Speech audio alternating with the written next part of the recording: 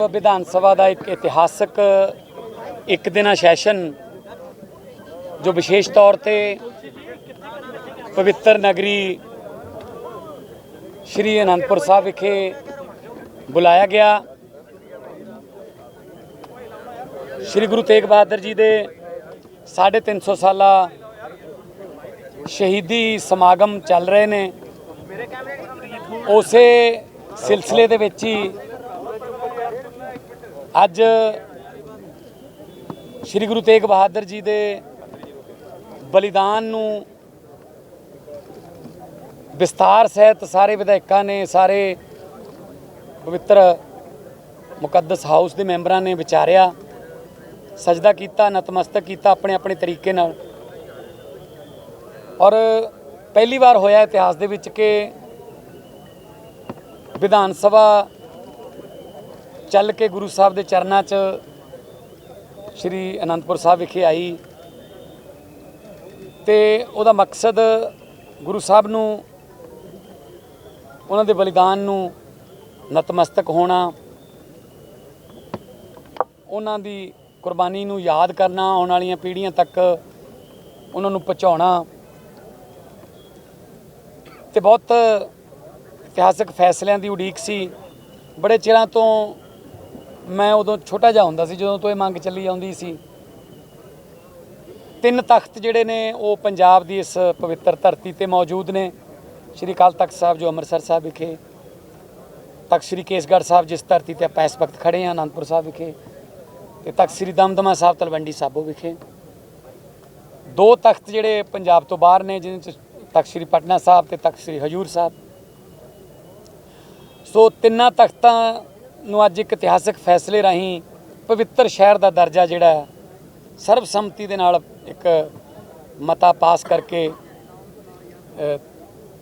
पवित्र शहर का दर्जा दे दिता गया, जिहदे विच आनंदपुर साहब, तलवंडी साबो ते दरबार साहब का जिहड़ा गलियारा है, जो कि अधिकारिक तौर पर भावें उत्थे कुछ लोगों ने अपनी शरधा मुताबक अपने ज़मीर या अपनी आत्मा की आवाज़ सुन के उत्थे कोई ज़्यादा मीट शराब या कोई तंबाकू या कोई इस तरह की विक्री नहीं होंदी, पर फिर भी अधिकारिक दर्जा नहीं सी कोई।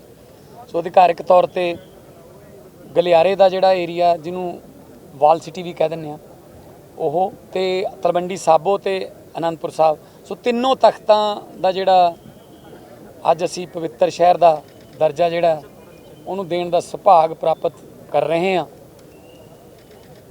ताकि दुनिया दे विच पता लगे कि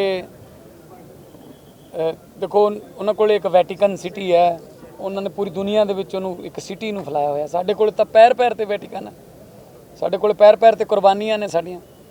सो असी ये उन्हां पवित्र शहरां च वसदे लोकां दे सहयोग दी और पंजाब सरकार वालों उन्हां शहरां दे विकास, सफाई ते होर धार्मिक टूरिज़म वास्ते खुले फंड जिहड़े वो 3 शहरां नूं मुहैया कराए जाणगे, ताकि जदों कोई विदेशों तो या कोई देशों तो आवे तो वो जाके अपनी जरूर गल करे कि 3 शहर दिखे जिथे एक गुरु साहब की अलौकिक शक्ति है कि वो शहर जिहड़े ने घुग वसदे ने ते उन्हां शहरां च जाके मन नूं सुकून ते शांति मिलती है। सो मैं स्पीकर साहब का, सारे सदन के मैंबरां का बहुत बहुत धन्नवाद करदा। अज गैलरी दे विच बहुत सारे महापुरुष, बहुत सारिया संप्रदावां दे मुखी, बहुत सारे समाजिक कारकुन, अरविंद केजरीवाल साहब अपने परिवार समेत पिछले 2 दिनों तो आए हुए ने और चल रहे ने समागम, ते कल नूं समाप्ति दे भोग ने। ते असी किस्मत वाले समझदे अपने आप नूं कि सानूं इस सेवा दे विच थोड़ा जिहा हिस्सा पाउण दा मौका मिलिया। ते मैं क्योंकि अज कोई होर राजनीतिक विषय नहीं विचारिया गया, इसे करके ही असी पहले ही ये जिहड़ा एजेंडे दे विच पाया सी कि कोई इत्थे अज कोई एक दूजे ते ताने मेहणे उहदे वास्ते मन च होर हैगे ने बथेरे, राजनीतिक लड़ाइयां बाद च लड़ लांगे, पर गुरु साहब की 350 साला शहादत जिहड़ी है उन्होंने राजनीति तो उपर उठ के इंसानियत के नाते जिहड़ी मनुखी अधिकारां दे वास्ते ਜਿਹੜਾ ਤਿਆਗ ਉਹਨਾਂ ਨੇ ਕੀਤਾ ਉਹਨੂੰ ਆਪਾਂ ਸਾਂਝਾ ਕਰ ਸਕਦੇ। ਮਾਨ ਸਾਹਿਬ ਸੈਂਟਰ ਤੋਂ ਕੀ ਸੁਨੇਹਾ ਆਇਆ? ਮਾਨ ਸਾਹਿਬ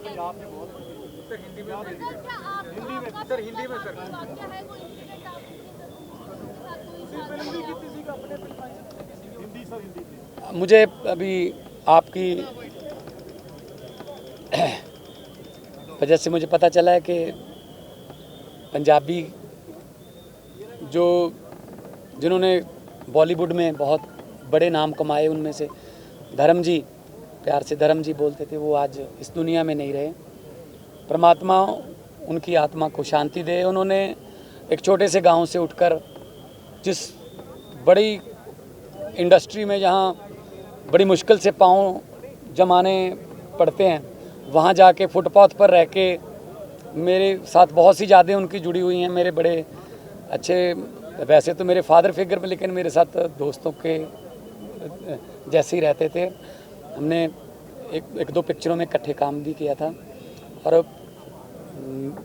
उन पे तो सारी दुनिया को ही दुख होगा, क्योंकि वो एक ऐसी पहचान थे पंजाब की कि जहाँ भी जाते थे लोग सत श्री अकाल, बोले सोनिहाल और धर्म भाजी के नाम से बुलाते थे। तो आज ਮਾਨ ਸਾਹਿਬ ਸੱਤਾ ਦਾ ਸਾਰਨ ਦਿੱਤਾ ਸੀਗਾ ਪਰ ਕੇਂਦਰ ਤੋਂ ਕੋਈ ਨਹੀਂ ਆਇਆ, ਉਸ ਨੂੰ ਕਿੱਦਾਂ ਦੇਖਿਆ ਜਾਵੇ? ਕਿਉਂਕਿ ਸੱਤਾ ਤੁਹਾਡੇ ਨੂੰ ਸਾਰਨ ਦਿੱਤਾ ਗਿਆ ਸੀਗਾ, ਸਾਰੇ ਤੁਹਾਡੇ ਵਜ਼ੀਰ ਜਿਹੜੇ ਨੇ ਉਹ ਕੇਂਦਰ ਦੇ ਹਰ ਮੰਤਰੀ ਤੱਕ ਗਏ ਸੀਗੇ, ਪਰ ਆਇਆ ਉਹਨਾਂ ਚੋਂ ਕੋਈ ਨਹੀਂ। पर अजे समाप्ति हुई नहीं, हजे ਤਾਂ ਕੱਲ ਨੂੰ ਭੋਗਨੇ ਹੋ ਸਕਦਾ ਹੈ ਸਮੱਤ ਬਖਸ਼ ਦੇ ਪ੍ਰਮਾਤਮਾ ਕੋਈ ਆ ਹੀ ਜਾਵੇ। ਪੀਐਮ ਸਾਹਿਬ ਤੋਂ ਕੋਈ ਸੁਨੇਹਾ ਆਇਆ ਜੀ? ਪੀਐਮ ਸਾਹਿਬ ਨਹੀਂ, ਪੀਐਮ ਸਾਹਿਬ ਨੂੰ ਅਸੀਂ ਟਾਈਮ ਮੰਗਿਆ ਸੀਗਾ, ਸ਼ਾਇਦ ਉਹ ਬਿਹਾਰ ਦੀਆਂ ਚੋਣਾਂ 'ਚ ਬਿਜੀ ਸੀ ਉਸ ਵੇਲੇ, ਤੇ ਉਹਨਾਂ ਨੂੰ ਇੱਕ ਮਿੰਟ ਜੀ, ਮੈਨੂੰ ਜੇ ਹੁਣ ਸਵਾਲ ਪੁੱਛਿਆ ਪਹਿਲਾਂ ਜਵਾਬ ਤਾਂ ਦੇਣਾ ਹੈ ਜੀ। ਨਹੀਂ, ਅਸੀਂ ਜਿੰਨਾ ਚਿਰ ਤੁਹਾਡੇ ਸਵਾਲ ਨਹੀਂ ਖਤਮ ਹੁੰਦੇ ਜਾਂਦੇ ਨਹੀਂ। ਉਹਨਾਂ ਕੋਲੇ ਟਾਈਮ ਨਹੀਂ ਸੀਗਾ। ਅਸੀਂ ਰਾਸ਼ਟਰਪਤੀ ਸਾਹਿਬਾ ਕੋਲੇ, ਮਾਨਯੋਗ ਰਾਸ਼ਟਰਪਤੀ ਜੀ ਕੋਲੇ ਗਏ ਸੀ, ਸਾਰੇ ਮੁੱਖ ਮੰਤਰੀਆਂ ਨੂੰ। ਕੱਲ ਤਮਿਲਨਾਡੂ ਤੋਂ ਵੀ ਮੰਤਰੀ ਉਹਨਾਂ ਦੇ ਆਏ ਸੀਗੇ, ਕੱਲ ਸੁਖੂ ਜੀ ਵੀ ਆਏ ਸੀਗੇ, ਝਾਰਖੰਡ ਤੋਂ ਵੀ ਸੁਨੇਹੇ ਆਏ ਨੇ ਕਿ ਉਹਨਾਂ ਦੇ ਮਿਨਿਸਟਰ ਸਾਹਿਬ ਆਉਣਗੇ, ਭੋਗ ਤੇ ਆਉਣਗੇ। ਸੋ ਜਦੋਂ ਵੀ ਜਿਹਨੂੰ ਮੌਕਾ ਮਿਲਦਾ ਉਹ ਆ ਸਕਦਾ, ਰਾਤੇ ਬਰਾਤੇ ਜਦੋਂ ਆ ਜੇ, ਕਿਉਂਕਿ ਇਹ ਤਾਂ ਦਿਨ ਰਾਤ ਹੀ ਚੱਲਦਾ ਫੰਕਸ਼ਨ। ਪਰ 131ਵੀਂ ਸੋਧ ਨੂੰ ਲੈ ਕੇ ਕੇਂਦਰ ਦਾ ਇੱਕ ਜ਼ਰੂਰ ਬਿਆਨ ਆਇਆ, ਕਹਿੰਦੇ ਕਿ 131ਵੀਂ ਸੋਧ ਨੂੰ ਲੈ ਕੇ ਅਸੀਂ ਕੋਈ ਆਫੀਸ਼ੀਅਲ ਬਿਆਨ ਨਹੀਂ ਜਾਰੀ ਕੀਤਾ, ਪਰ ਗੱਲ ਤਾਂ ਜ਼ਰੂਰ ਉੱਠੀ ਹੈ। ਇਸ ਸੋਧ ਨੂੰ ਕਿੱਦਾਂ ਦੇਖਾਂ, ਕਿਉਂਕਿ ਹੈ ਤਾਂ ਚੰਡੀਗੜ੍ਹ ਨਹੀਂ, ਬਾਅਦ ਚ ਮੁੱਕਰ ਜਾਂਦੇ ਨੇ। ਦੇਖੋ, ਬਾਅਦ ਚ ਮੁੱਕਰਨਾ ਕਿ ਅਸੀਂ ਆਫੀਸ਼ੀਅਲ ਬਿਆਨ ਨਹੀਂ ਜਾਰੀ ਕੀਤਾ, ਫਿਰ ਕਿਸੇ ਚਪੜਾਸੀ ਨੇ ਲੀਕ ਕਰਤੀ। ਉਹ ਜਿਹੜਾ ਏਜੰਡਾ ਆਉਂਦਾ ਹੈ ਪਾਰਲੀਮੈਂਟ ਦਾ, ਮੈਂ 2 ਵਾਰੀ ਮੈਂਬਰ ਰਿਹਾ, ਏਜੰਡਾ ਆਉਂਦਾ ਉਹਦੇ ਵਿੱਚ ਸੀਗਾ, ਉਹ BAC ਦੇ ਵਿੱਚ ਜਾਣਾ ਸੀਗਾ, ਬਿਜ਼ਨਸ ਐਡਵਾਈਜ਼ਰੀ ਕਮੇਟੀ 'ਚ, ਕਿ ਇਹ ਏਜੰਡੇ ਆ ਰਹੇ ਨੇ, ਇਹ ਬਿੱਲ ਆਉਣਗੇ ਇਸ ਵਾਰ। ਉਹ ਤਾਂ ਪਹਿਲਾਂ ਹੀ ਆ ਜਾਂਦੇ ਨੇ, ਉਹ ਕੁਐਸਚਨ ਜਿਹੜੇ ਨੇ ਜਾਂ ਜਿਹੜੇ ਛਪਦੇ ਨੇ 15 ਦਿਨ ਪਹਿਲਾਂ ਹੀ ਕੁਐਸਚਨ ਪੈਣੇ ਸ਼ੁਰੂ ਹੋ ਜਾਂਦੇ ਨੇ, ਤੇ ਬਾਅਦ 'ਚ ਕੰਪਿਊਟਰ ਨਾਲ ਉਹਦੀ ਜਿਹੜੇ ਲੱਕੀ ਡਰਾ ਨਿਕਲਦੇ ਨੇ, ਸਟਾਰ ਕੁਐਸਚਨ, ਅਨਸਟਾਰ ਕੁਐਸਚਨ, ਹੈ ਨਾ। ਸੋ ਇਹ ਬਾਅਦ ਦੇ ਵਿੱਚ ਇਹ ਕਹਿਣਾ ਨਹੀਂ ਸਾਡਾ ਕੋਈ ਇਰਾਦਾ ਨਹੀਂ ਸੀ, ਮਤਲਬ ਕਿ ਇਹ ਪੰਜਾਬ ਦਾ ਪ੍ਰੈਸ਼ਰ ਹੀ ਇਹ ਹੈ। ਮੈਂ ਅੱਜ ਵੀ ਇਹੀ ਗੱਲ ਕਹੀ ਹੈ ਕਿ ਨਾ ਤੁਸੀਂ ਸਾਡਾ ਟੈਂਪਰਾਮੈਂਟ ਚੈੱਕ ਕਰੋ, ਵਾਰ-ਵਾਰ ਤੁਸੀਂ ਸਾਨੂੰ ਕਦੇ ਯੂਨੀਵਰਸਿਟੀ, ਕਦੇ BBMB, ਕਦੇ ਚੰਡੀਗੜ੍ਹ, ਕਦੇ ਝਾਕੀ ਨਹੀਂ ਅਸੀਂ ਤੁਹਾਡੀ ਦਿਖਾਉਂਦੇ 26 ਜਨਵਰੀ, ਕਦੇ 15 ਅਗਸਤ। ਪਤਾ ਨਹੀਂ ਕਿਉਂ ਇਸ ਤਰ੍ਹਾਂ ਉਹਨਾਂ ਦੇ ਕੋਈ ਸਲਾਹਕਾਰ ਕੌਣ ਨੇ, ਪਰ ਬਾਅਦ 'ਚ ਮਾਫੀਆ ਮੰਗਣੇ ਪੈਂਦੇ। ਉਹਨੇ ਕਿਹਾ ਸਾਡੀ ਕੋਈ ਮਨਸ਼ਾ ਨਹੀਂ ਹੈਗੀ ਇੱਦਾਂ ਦੀ। ਇਹ ਕੱਲ ਉਹਨਾਂ ਦੇ, ਮੈਂ ਵੀ ਉਹਨਾਂ ਦਾ ਉਹੀ ਪੜ੍ਹਿਆ, ਗ੍ਰਹਿ ਮੰਤਰਾਲੇ ਦਾ ਜਿਹੜਾ ਟਵੀਟ ਹੈ ਜੀ। मैं पिछले कुछ महीनों से 350 साल शहीदी दिवस गुरु तेग बहादुर जी साहब जी का शहीदी दिवस मनाने के लिए कई सारी तैयारियां चल रही हैं, और मैं अपने आप को सौभाग्यशाली समझता हूं कि इस मौके पे मुझे आनंदपुर साहब जी आने का मौका मिला और इन सभी समागमों में शामिल होने का मौका मिला। पंजाब सरकार की तरफ से इस पूरे मौके को सम्मान देने के लिए और श्रद्धा के साथ इसे मनाने के लिए बहुत सारे कार्यक्रम किए गए हैं। उसी के तहत आज विधानसभा का स्पेशल सत्र रखा गया था आनंदपुर साहब जी में। पहली बार चंडीगढ़ से बाहर निकल के आनंदपुर साहब में विधानसभा का सत्र हुआ, और उसमें जो सबसे ऐतिहासिक फ़ैसला लिया गया वो केवल पंजाब के 3 करोड़ लोग नहीं, मुझे लगता है दुनिया के करोड़ों लोगों की कई दशकों से मांग थी कि आनंदपुर साहब जी का गलियारा, अमृतसर का गलियारा आनंदपुर साहब जी और तलवंडी साहबों को होली सिटी का दर्जा दिया जाए। आज वो होली सिटी का दर्जा दिया गया है, और लोगों की ये जो इतने दिनों से स्पिरिचुअल इमोशनल डिमांड थी वो डिमांड पूरी हुई है। मैं सब लोगों को बधाई देता हूँ। सभी मेंबर्स जो हैं असेंबली के उनको शुक्रिया अदा करता हूँ, उनको बहुत बहुत बधाई देता हूँ इस मौके के ऊपर। और मैं समझता हूँ कि अब ना केवल वहाँ पे नशा बिकेगा, नशा भी नहीं बिकेगा, तंबाकू भी नहीं बिकेगा, मीट भी नहीं बिकेगा, लेकिन उनके विकास के लिए और उन्हें अच्छा सुंदर शहर, और जैसा भी मान साहब ने कहा जैसे वेटिकन सिटी है उस तरह से एक शानदार अच्छा शहर श्रद्धालुओं के लिए बनाने के लिए भी पंजाब सरकार पूरा काम करेगी। अभी तख्त श्री केसगढ़ साहब हम नतमस्तक होने जा रहे हैं, तो ताकि गुरु साहब का आशीर्वाद ले सकें, और कल समाप्ति तक यहीं रहेंगे। उसके बाद जो भी आगे का प्रोग्राम होगा, कार्यक्रम होगा, आपके साथ